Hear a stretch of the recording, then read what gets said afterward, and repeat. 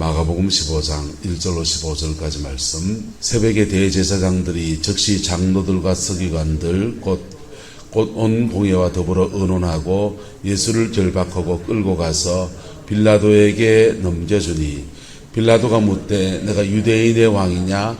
예수께서 대답하여 이르시되 내 말이 옳도다 하시매 대제사장들이 여러 가지로 고발하는지라. 빌라도가 또 물어 이르되 아무 대답도 없느냐? 그들이 얼마나 많은 것으로 너를 고발하는가 보라 하되 예수께서 다시 아무 말씀으로도 대답하지 아니하시니 빌라도가 놀랍게 여기더라. 명절이 되면 백성들이 요구하는 대로 죄수 한 사람을 놓아주는 전례가 있더니 밀란을 꾸미고 그 밀란 중에 살인하고 체포된 자 중에 바라바라하는 자가 있는지라. 무리가 나아가서 전례대로 하여 주기를 요구한데 빌라도가 대답하여 이르되 너희는 내가 유대인의 왕을 너희에게 놓아주기를 원하느냐 하니 이는 그가 대제사장들이 시기로 예수를 넘겨준 줄 알미르라. 그러나 대제사장들이 무리를 충동하여 도리어 바라바를 놓아달라 하게 하니 빌라도가 또 대답하여 이르되 그러면 너희가 유대인의 왕이라는 일을 내가 어떻게 하리야? 그들이 다시 소리를 지르되 그를 십자가에 못 박게 하소서. 빌라도가 이르되 어찌미냐? 무슨 악한 일을 하였느냐 하니 더욱 소리 지르되 십자가에 못 박게 하소서 하는지라. 빌라도가 무리에게 만족을 주고자 하여 바라바는 놓아주고 예수는 채찍질하고 십자가에 못 박히게 넘겨주니라. 아멘. 예수님은 대제사장과 산헤드린 공회에 재판을 받았어요. 재판받은 사람들을 보세요. 장로들과 또 뭐라고 했습니까? 서기관들 그랬어요. 여기 지금 대제사장, 장로라고 하는 사람들은 대제사장, 제사장 가면 사두개인들을 말하고 서기관들 하는 사람들은 바리새인들을 말합니다. 유대의 종교 권력은 중앙은 사두개파가 성전을 중심으로 쥐고 있고 서기관이나 바리새인들은 주로 지방의 시나고게라고 하는 회당에서의 권력을 쥐고 있습니다. 회당장들이 다 이제 바리새파 사람들이 쥐고 있는 겁니다. 그 사람들이 이제 함께 모여서 형성한 회의가 산헤드린 공회예요. 우리나라 말하면 국회 비슷한 역할을 하는 건데 산헤드린 공회입니다. 이스라엘의 자치적인 최고 의결기관입니다. 식민지 상태이기 때문에 거기서 웬만한 일을 처리할 수 있는데 사람을 죽이는 일들은 처리를 하지 못해요. 강제로 뭘 하면요. 스데반을 돌로 쳐 죽일 때 그들이 빌라도나 총독에게 넘겼습니까? 적결 처분했습니까? 적결 처분했어요. 그러니까 종교 재판을 통해서 스데반을 죽이기로 하고 나가서 돌로 끌어다 죽여버렸어요. 근데 그것을 총독이 관여했다 안 했다? 안 했죠. 그러니까 그 다음부터 또 나머지 예수 믿는 사람 다 잡아서 끌고 오려고 사울이 그냥 난리를 칠 수 있는 거죠. 브레이크를 잡았으면 그렇게 못할 텐데. 그러니까 웬만한 자치권을 가지고 있고 어째어째 하다 죽여버렸습니다 하고 말하면 되는 사람들이 이 산헤드린의 공회의 사람들입니다. 그런데 예수님의 경우에는 좀 다른 거예요. 왜냐하면 예수님을 따르는 사람들이 꽤 많습니까? 적습니까? 여기서 고침받은 사람, 저기서 떡 얻어먹은 사람, 이 사람 저 사람 예수님에게 소망을 두고 있던 많은 사람들이 있고, 그래서 예수를 자기 손으로 죽였다가는 뭘 잃어버리게 됩니까? 민심이 위반되어지는 거예요. 이 종교 지도자, 저 같은 종교 지도자들은 하나님 눈치 제일 중요하지만은 또 하나 중요한 게 있는데 여러분들이에요.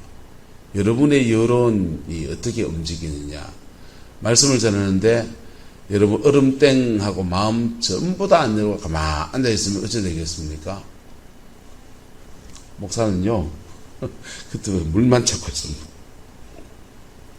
입이 탁탁 마르고요 말문이 막혀요. 우리 세상 사람들이 하는 말로 그냥 친구들이 말빨이 선다, 말빨이 안 선다 이런 말 하잖아요. 이게 영이 통해서 인격과 인격이 소통하기 시작하면 말문이 트이기 시작해요. 할렐루야. 거기에 성령 안에서 하나님과 교통하면서 주님이 주신 말씀을 여러분에게 전하는 거예요. 그럴 때 은혜가 이렇게 임하는 거죠. 근데 목사가 이제 성경을 많이 알아서 성경적인 지식을 나열하고 있는데 그 임재와 성령의 역사가 흘러가지 않으면 은혜가 안 되잖아요. 근데 이 지금 대제사장들과 장로들과 서기관들은 하나님의 말씀을 전하기도 하고 하나님께 제사를 드리는 사람이어서 하나님과의 관계도 있지만은 또 동시에 누구와도 관계 있습니까? 그 제사에 의탁하는 제물을 들고 온 백성들과의 민심과 묘한 관계 안에 있는 겁니다.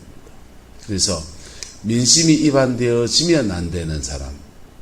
그래서 이 사람들이 예수를 죽이려고 하는 제목을 죽이려는 판결을 누구한테 넘겨서 얻어내려 하냐? 빌라도에게 넘겨서 이걸 얻어내려고 하는 겁니다.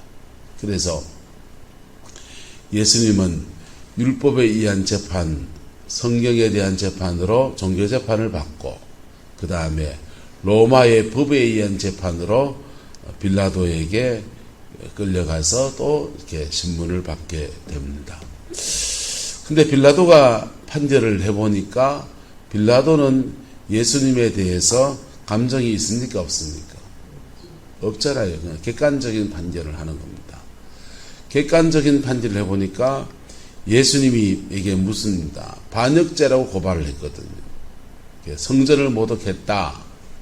내가 하나님의 아들이다. 이거는 종교적인 계명이고 예수님을 십자가에 못 박아 죽이려면 예수님은 반역자다. 그 프레임을 씌워서 이렇게 고발을 했는데 그래서 묻습니다. 네가 유대인의 왕이냐? 네가 유대인 왕이냐? 유대인의 왕이 있습니까? 없습니까? 지금 유대인의 왕이 있습니다. 헤롯. 지금 유대인의 왕이 있는데 네가 유대인의 왕이냐? 예수께서 대답하여 이르실 때 내 말이 뭐다도다? 옳도다.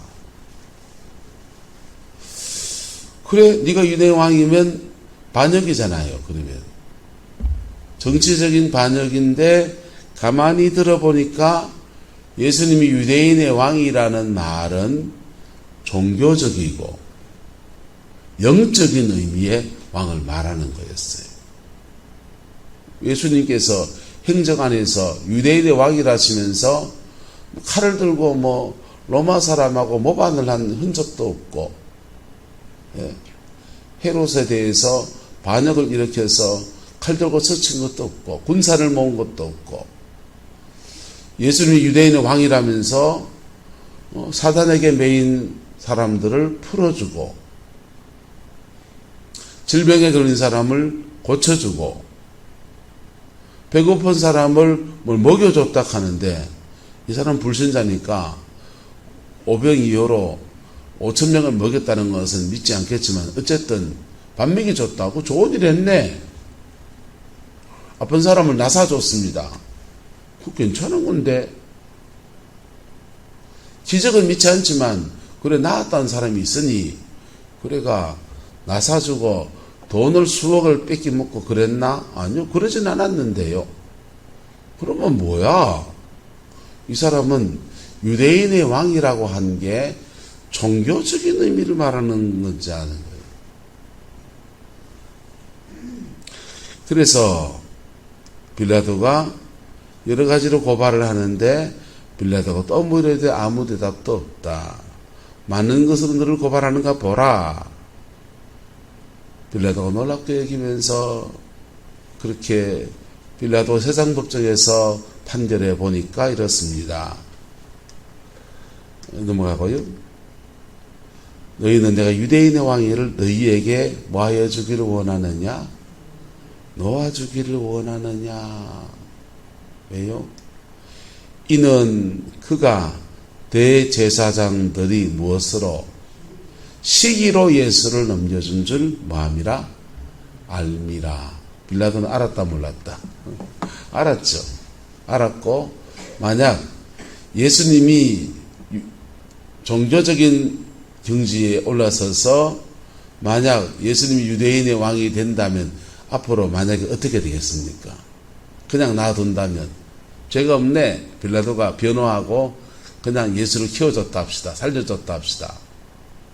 그 다음 어떤 일이 생기겠습니까? 유대인의 종교 권력이 제사장파, 제사파와 해당파, 그 다음에 또 무슨 파?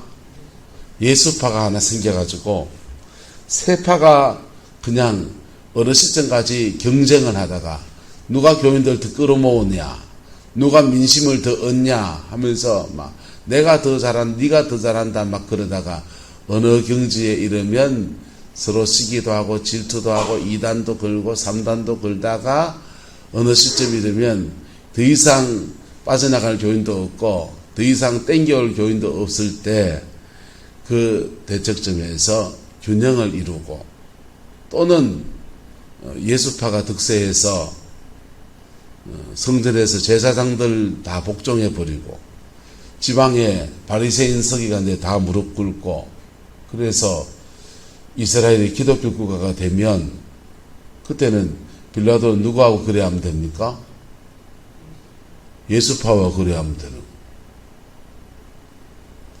내가 말랐고 지금 민심을 입안해가 그 엉뚱한 사람 죽이는데 앞장섰다가 욕 다 뒤집어 쓰고 모욕을 내가 다 당할 필요가 뭐 있노? 그게 빌라도의 심정일 수 있다 없다? 빌라도의 심정일 수 있습니다. 근데 대제사장과 서기관들은 길을 쓰고 누구 손에 예수를 죽여야 됩니까? 빌라도 손에. 왜요? 그래야 민심은 욕먹을 거 누가 다 먹이 뿌리고 빌라도 니 다 못 보고 백성의 민심은 누가 다 얻고 우리가 다 얻고 그게 얄팍한 그들의 수를 쓴 겁니다. 그리고 총독 빌라도는 임기제예요. 만약에 갈릴리 사람이니까 예수님이 갈릴리 출신이니까 헤롯의 가날입니다. 헤롯이 죽이면 헤롯은 세습제 왕이에요. 그래서 너가 아버지가 예수를 죽였기 때문에 대대로 가문에 막 그래 찍히는 겁니다. 빌라도는 임기제입니다. 임기 끝나면 본국으로 돌아가요. 새로운 총독이 오면은 너희들이 예수를 죽였고 그 전임자 때 일어난 일이고 우리말은 이렇습니다. 문재인 정부 5년 하고 지금 윤석열 정부 들었습니다. 대통령이 뭐 예수를 죽였고 그 전임자 때 일어난 일이고 이제 새로 시작합시다. 이래야 되는 거예요. 정치적으로는 빌라도는 그렇습니다. 희생양처럼 그냥 악역을 지금 역사의 악역을 맡아달라고 사람들이 지도자들이 말을 하는 것입니다. 그래서 대제사장들이 무엇을 충동하여 무리를 충동하여 도리어 누구를 놓아달라? 바라바를 놓아달라. 왜? 밀란이 유대인의 6월절이 되면 죄수 한 명을 놓아주는 방면해주는 특별 사면을 하는데 이 바라바는 어떤 사람이냐 하면은 바라바는 그 열심당 중에 한 명이에요. 우리나라는 김구순행 같은 사람입니다. 독립운동한 사람입니다. 그래서 사람을 죽였는데 그 사람을 죽인 게 로마 입장에서는 사람을 죽이고 반역해서 사람을 죽인 그런 폐역도당한 테러리스트고 유대인의 입장에서는 독립운동을 하다가 누굴 암살했든지 뭘 죽였든지 그런 겁니다. 그러니 민족에게는 영웅입니다. 바라바를 살려줄까 예수를 살려줄까 하니까 선택에서는 무리들은 뭘 선택합니까?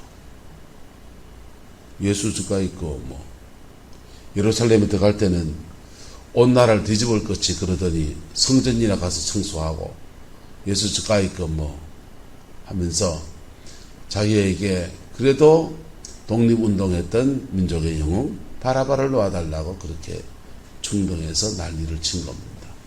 그리고 누가복음에는 여기에 몇 마디 말을 더해요.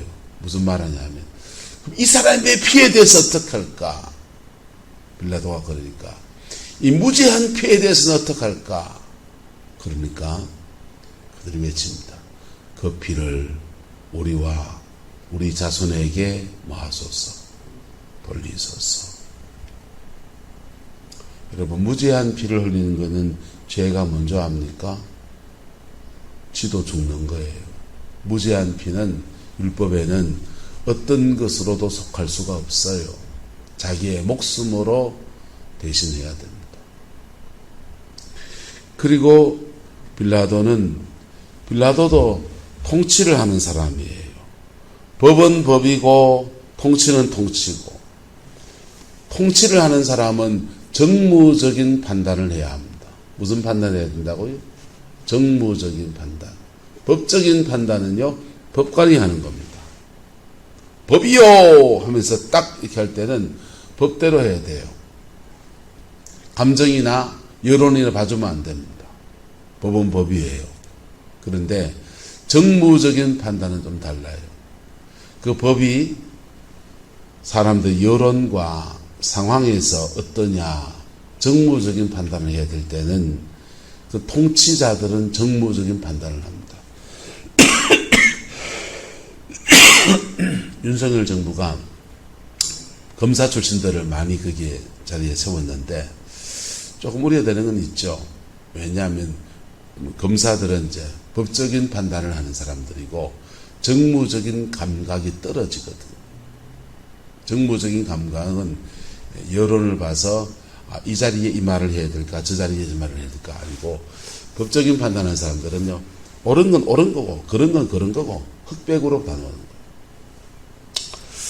어쨌든 지금 빌라도는요, 법을 집행하는 법적인 판단을 해야 되는 사람인가 동시에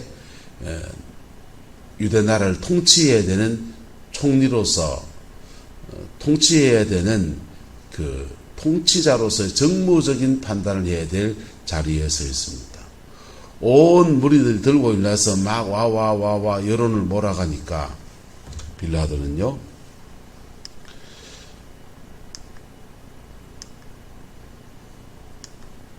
무리에게 무엇을 주고자 하여, 만족을 주고자 하여 바라바는 놓아주고 예수는 채찍질하고 십자가에 못 박히게 뭐하니라, 넘겨주니라. 예수님은 유대인의 법에도 억울한 재판을 받으시고 로마의 법에도, 로마의 법이 그 당시 세계 최고의 법입니다. 이 법에서 억울한 사람이 없게 로마의 법을 자랑했어요. 그리고 그리스의 그 알렉산더 이후로 헬레니즘 문화는 어떠냐 하면요, 그 굉장히 법에 의한 통치를 강조해요.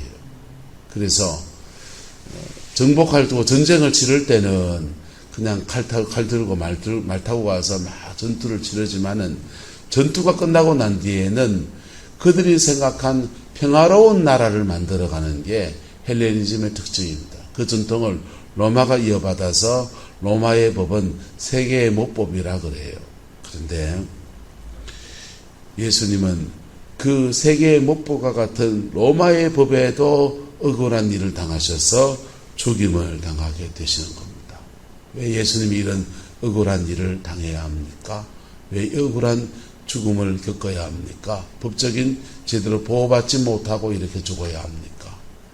그것은 율법 안에서 죄인된 저와 여러분들을 구원하시려고, 할렐루야, 세상의 법에서도 죄인된 수많은 심령들 또한 구원하시려고, 그분은 두 가지 법, 유대의 법과 세상의 법, 두 가지 법 앞에서 둘 다 억울한 재판 받으시고, 그리고 그 억울함을 짊어지시고 항변하지 않고 묵묵히 십자가의 그 길을 걸어가셨습니다. 예수님은 그렇게 걸어가셨고 하나님은 예수님의 이 희생과 죽음에 대해서 보증하시고 역사하셔서 부활의 영광을 주시고 성령을 보내주시고 예수님은 하나님은 그 보증하셔서 그 십자가의 죽음 때문에 우리의 모든 죄를 사하시는 은총의 역사를 열어주신 거예요. 여러분, 이 마가복음 말씀하면서 이런 얘기했습니다. 끌려가는 인생이라는 말씀을 드리면서 그랬어요.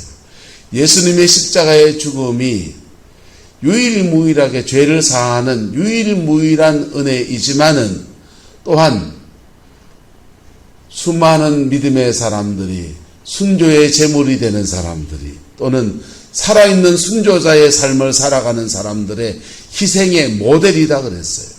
사도 바울은 그리스도의 남은 고난을 그의 몸된 교회를 위해서 내 육체에 채운다라고 했습니다. 대속적인 죽음이 있다면 대속적인 중보가 있는 거예요.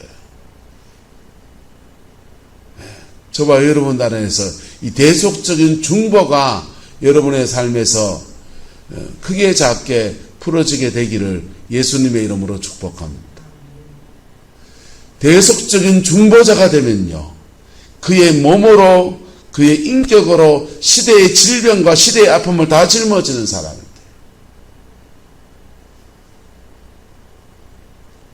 이사야서 53장은 그가 찔림은 우리의 허물 때문이고 그가 상함은 우리의 죄악 때문이라. 그가 징계를 받음으로 우리가 평화를 누리고 그가 채찍에 맞음으로 우리가 나음을 얻었다라고 했어요. 유대인들은 이사야 53장의 말씀을 자기 민족이다라고 말합니다. 예수라고 말하지 않고 우리는 누구라고 믿고요? 53장의 주인공은 그는 누구냐? 예수님이 그분이시지 하고, 유대인들은 그는 누구냐? 자기 민족이다. 자기 민족만큼 억울한 일 당하고 채찍에 맞고 질질 끌려가고 그렇게 고통당한 민족이 어디 있냐? 저는 둘 다 맞다고 생각합니다. 이사야 53장은 십자가를 지고 죄인처럼 여김 받으셔서 죄인된 우리를 구원하시고 사망 권세 안에 스스로 들어가시는 예수님의 죽음을 말해요. 할렐루야. 그런데 예수님처럼 시대의 문제와 시대의 아픔과 시대의 고통을 짊어지고 중보적인 제물이 되는 사람들, 그 사람들의 삶이 마치 53장 같습니다. 때로는 억울한 재판 받고요. 여러분, 종교 재판 못 믿어요. 저는 총회나 노예에서 하는 재판들을 별로 믿지 않습니다. 정말 억울한 사람들을 이단으로 많이 몰았어요.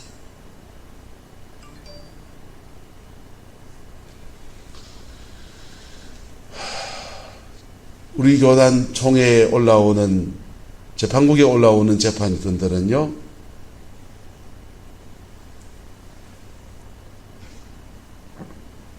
위임 목사 쫓아내려고 하는 재판들. 없던 제도 만들어가지고 올라요. 정말 목사가 죄가 있어서 징계를 받아야 될 수 있죠. 그리고 한국교회 위임 목사제도 좀 바뀌어야 된다고 생각해요. 한 번 위임은 끝까지 위임이에요. 그래서 교회를 지고 흔들고 난리 나는데도 그때 붙들고 있는 분들 계시고요. 근데 위임 목사를 쫓아내려고 하니 재판국에 걸어서 막 그러고요. 장로님이 시무장로가 둘이 없어지면 위임도 자동 해지된다네요. 그래서 장로님들 일괄 사표 내서 위임을 해지시켜서 쫓아내기도. 별일이다. 그렇게 재판국에 안 걸린 사람들은 설교나 이런 데서 꼬투리 잡아서 이단으로 맡깁니다. 저는 모시던 목사님이 두 가지에 다 걸려가지고 곤욕을 치는 걸 봤어요. 근데 해결하는 방법도 간단하더만요. 돈 300만 원 찔러주는 게 해결되대. 그게 무슨 재판이라고. 참 나쁜 놈의 새끼들이지. 여러분. 근데 그렇게 억울한 일 만약에 당한다면 그때 목사는 무슨 길을 걸어야 됩니까? 만약 공산군이 밀려와서 여러분들에게 인민재판 걸어서 죽창 들고 막 그러고 설치고 하면서 어쩌고 막 하면서 지주동물에 하면서 난리가 났다면 저와 여러분 무슨 길을 걸어야 합니까?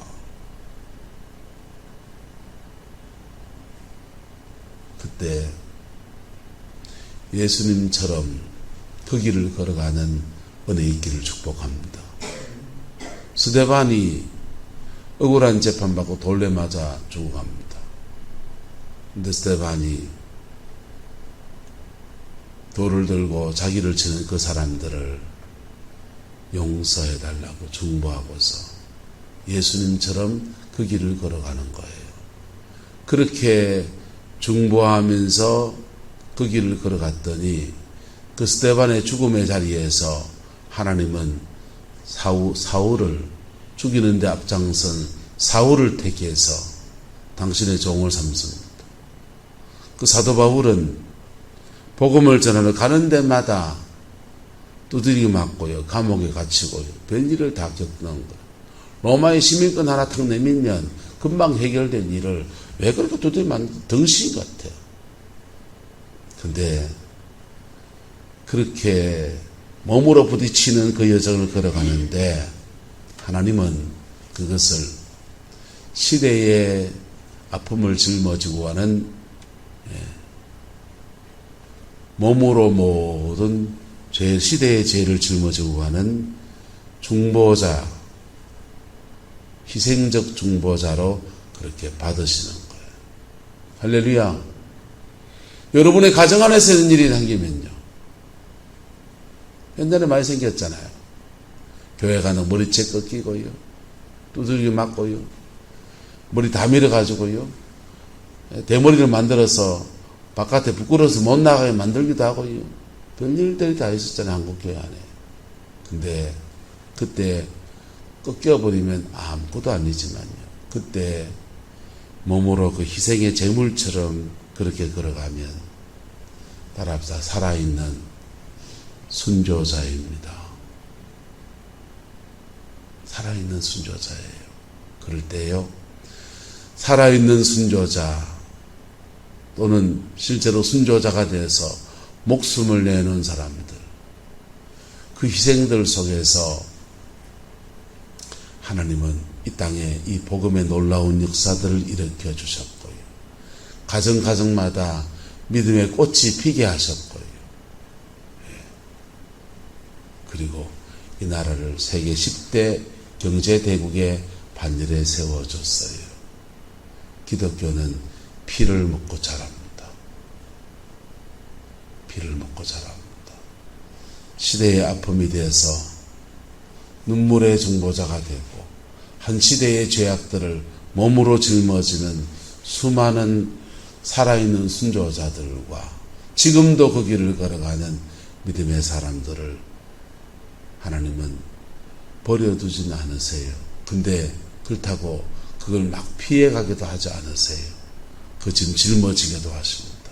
그런데 그렇게 짊어지고 가는 사람들 속에서 하나님은 놀라운 생명의 역사를 허락하여 주시는 거예요. 그리고 그 열매 안에서 풍성의 역사를 만들어 가십니다. 어떤 것들은 그를 다루시는 연단이에요. 어떤 것들은 하나님의 사명을 감당하는 여정 안에서 그가 짊어지고 가는 시대의 짊어짐입니다. 눈물의 짊어짐인 것입니다. 저와 여러분들 속에 이 아름다운 역사가 복으로 이루어지게 되기를 예수 이름으로 축복합니다. 혹시 지나간 삶의 여정 안에서 그런 일을 겪었다면 하나님의 영광을 위한 희생이었음을 주님이 기억하고 있음을 받아들일 수 있기를 축복합니다. 그리고 그것을 상처로 남겨두지 마세요. 하나님이 그 일을 이렇게 사용하셨구나. 고백하면서 감사로 나아가는 제목이 되기를 예수 이름으로 축원합니다. 기도하겠습니다. 좋으신 아버지 하나님, 주의 사랑 안에 세워주시고 주의 능력 안에 인쳐주시고 주님의 영광 안에 이끌어 주시기를 원합니다. 주님은 유대의 법정에서도 로마의 법정에서도 억울한 재판을 받으셨습니다. 그리고 이 억울한 재판 가운데서 한 시대의 죄악을 짊어질 뿐 아니라 오는 모든 세대의 죄악을 짊어지시고 구원의 역사를 이루셨습니다. 주님, 그러나 우리는 인생에서 조금 억울한 것도 그렇게 못 참습니다. 조금 분한 것도 그렇게 아버지 하나님 속을 끓입니다. 우리의 약함을 용서하여 주시고 예수 보혈의 피로 우리를 정결케 하시며 내 가정과 내 삶의 터와 우리의 자녀들과 몸된 교회를 위해서 그리스도의 남은 고난을 내 육체에 채워갈 줄 아는 은혜도 허락하여 주옵소서. 주께서 함께해 주시기 원합니다. 예수님의 이름으로 축복하며 기도드리옵나이다.